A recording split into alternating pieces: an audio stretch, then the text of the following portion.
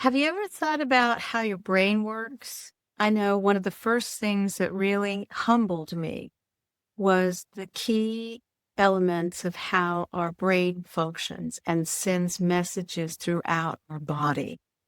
And one of the things that I became extraordinarily the concept of what's called neuroplasticity.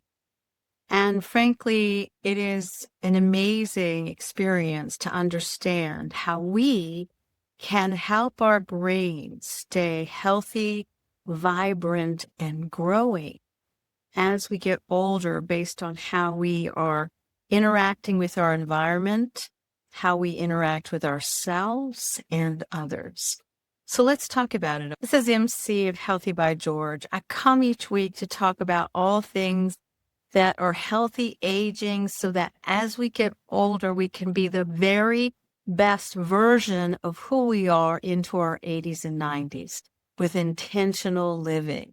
And that's what I'm doing. And I hope I can inspire you to take action or share with your parents or aunts and uncles or younger people that what you're doing today invests into who you're going to be into the future.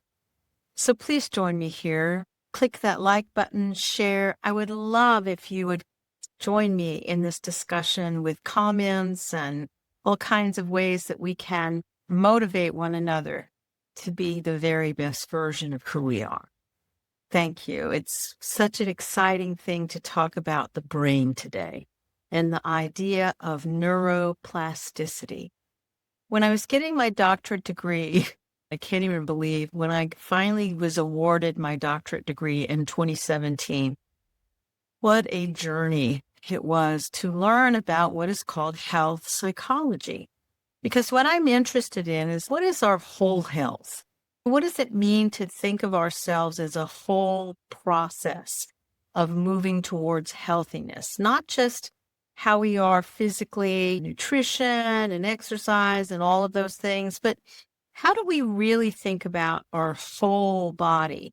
Which you think about it, we need to start with the brain. Our brain is the driver of almost everything that we do. It's the thinker, it's the mindset, it's the place where all of our beliefs are held. There's a fascination about the brain that is phenomenal because no matter how much we learn about it, the more we seem to discover about the brain. We can't quite uncover all of the beautiful uniqueness that is found in the human brain. And one of the elements that I think what was discovered not too long ago is that our brains have this beautiful capability of continuing to reorganize itself throughout our whole life. Previously, we thought that when we were born, we had a learning period where what you fire together, that means your neurons, you're wired together for the rest of your life. They really discovered that's not true. You can help yourself so that it's not a fixed thing that our brain can be continuously growing and experiencing and reviving itself to respond to new learning, to our environment, to injury, to all types of things that happen at every age. Now, as we're young, that is when we're most capable of influencing our brain. But as we get older, the process becomes much slower unless we become more intentional about what we're doing with our physical self and with our mental self and with our learning self. Because there are certain types of things about plasticity. There's a structural component. It's physical, the changes in our brain and how the neurons and how they send electrical signals to each other and how they expand and grow and reconnect. And there's the functional plasticity. And this is where the brain reassigns the functional parts that have maybe become damaged or maybe they're not as healthy as they were, that we can somehow reassign or reconnect elements so that we can continue to function physically. And this particularly happens when there is stroke or brain injury. Many times people have what's called a brain injury, which can be from a concussion, it can be from a car accident. And what's so amazing is that we're learning in physical therapy and some of these therapeutics now that we have robotics that are available that we can start to teach the areas of our body that are not functioning by having the functioning parts of our body instruct the areas of our non-functioning parts. It's phenomenal what's happening in the area of improving our functional capability. So why is this important? As we get older, that's what I'm always talking about, because guess what? None of us can avoid getting older. How are you thinking about getting older in your brain? Is it a concern? I think that many of us don't even concern about it until something happens. Let's not wait for that. How are you thinking about working with your brain and your energy and your thinking and your learning as you get older? Because our neurons in our brain, when they create these neural pathways. That's the way that we function. And so if you aren't using it, it's the old use it or lose it kind of process. And so unless you are truly challenging your brain by learning new things, exploring new things, engaging in new things, you're really shortchanging yourselves as to how to keep your brain really flexible and explorative. That's why, in my attitude, is how curious are you? Are you curious about things in your life? Are you curious about how things work? Are you curious about how things break down? Are you curious about how you might age? What are you curious about? And how do you go about satisfying your curiosity? For me, I adore using my imagination. It's my favorite thing to do. I think that's why I like meditation. I think that's why I like mindfulness, because truthfully, you can let your imagination run wild and you can think of all kinds of things. Like right now, I'm working with this wonderful imaginative activity that Josh Pais has us do, which is about exploring your body as if you were being filled up with helium, like a hot air balloon. And frankly, when you start thinking about things like that, it's phenomenal what it makes you feel in your body. Think about that. Your brain has the ability, just by using your thoughts, to change how you physically feel. Think about that. When's the last time that you did that? Have you thought about the fact that you can sit there and change your thoughts about how you feel physically, and it can change how you are feeling physically just by using your thoughts? It's amazing. Now, granted, there's a limitation. Sometimes we have what we call chemical issues that are happening in our body that cause depression and anxiety and challenges that exist because of hormones. It exists because there's a chemical imbalance. It exists because of many things that are balanced in our bodies. But really, you can help yourself some by using your mindfulness, using your way to understand, how am I feeling in my body right now? Because sometimes by just acknowledging how you feel in your body, it allows it to work through and pass on and change, because it never stays the same. That's the one thing that we can count on with our bodies, is that we never do stay the same physically. We change all the time. We're changing, how we are cellularly every single day.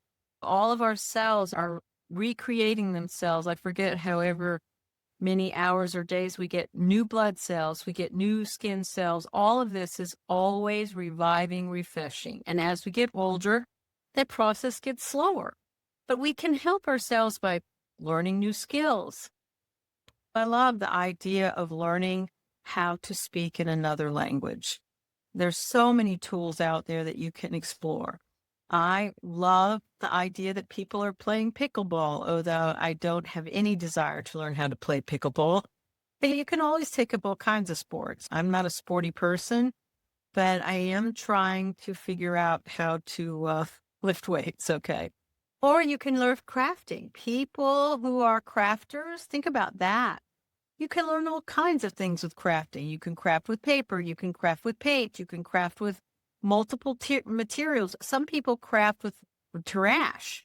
Can you imagine going out and picking up trash and making crafty things out of it? And some people make pieces of art made out of trash. Listen, it's amazing what you can do when you let your imagination run wild. So learning new skills is something that keeps us with our neuroplasticity. Physical exercise is so huge because it causes this wonderful energetic change of a brain derived neurotrophic factor that goes on that refreshes the brain. Sleep, we must have good sleep because when we go into REM sleep, we can have these amazing dreams. And then some helps us consolidate our learning for the day, or it helps us cleanse the bodies and the cells because it clears out the waste. Anytime you're experiencing new things, maybe you go and you experience a new path to work or a walking path in the park, or you go and you look at anything new. You're experiencing, I love listening to the Huberman Lab. He talks about doing things that are a bit more challenging than normal. So maybe there's something like learning chess, although I hate the idea of learning chess. The key is, why does it matter? How do you want your brain to age as you get older? Have you thought about that? For us that are 50 and older, me especially, I'm not just 50 and older, I'm 60 and older. Our brain is going to slow down and it retains some of that plasticity, but only if we are staying mentally and physically active. And we're building what's called a cognitive reserve, that we're doing things that help us to stay fresh and invigorated in our brain, that we will do things with mindfulness practices and meditation and key things for exercise. The truth is that we all can have challenges when it comes to neuroplasticity. We all have some mental health problems. Right now, I can't imagine that many of us are going through the feeling of stress, right? The stresses that are happening in the world with all this unpredictability, the economic challenges, this idea about all the costs that are going to be happening. But if we can somehow do things that help us with our brain, and we can become lifelong learners and become curious so that we can keep ourselves engaged in our life, it will give us that ability to adapt no matter what is happening, no matter how we are challenged, no matter what shows up in our world. We can, instead of facing it with fear, we face it with curiosity, right? Because truthfully, sometimes we don't have all the answers. We don't know what to expect because aging is a very unknown experience. We're just not sure what's going to show up. And if we can stay curious, that helps our brain. We keep challenging ourselves. We do things unexpectedly or explore. What a wonderful thing. Maybe we do things to explore new ways to move, or we do things to explore new nutrition or cooking, anything, learning, period, is the key. So my dear friends, remember, we have this one precious life.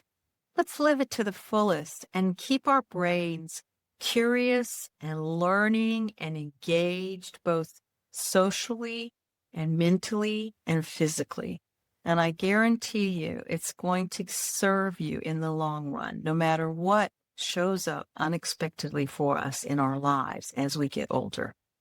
And don't forget, please subscribe. I'd love to see you here and share with me, how are you doing things to keep your brain challenged? How are you staying curious and learning every day? I would love to hear those things, and maybe it's something that'll inspire me to explore and try. I think that would be phenomenal. Fantastic. So thank you so much for joining me at Healthy by George. I hope you found the information inspiring and that it encourages you on your wellness journey.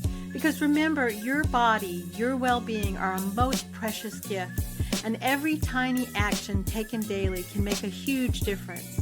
I hope the information here is educational purposes and is not meant to replace your medical care. See your doctor and talk about what works for you.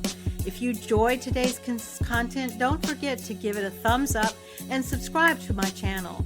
Your support means the world to me, and it helps me continuing creating content that inspires and empowers you to live your best life. Goodbye for now, and join me again at the next Healthy by George. So please click that like button, please share, and I'll see you next time, because we have this one precious life. Let's live it to the fullest, well into our 80s and 90s. I'll see you next week. Bye-bye.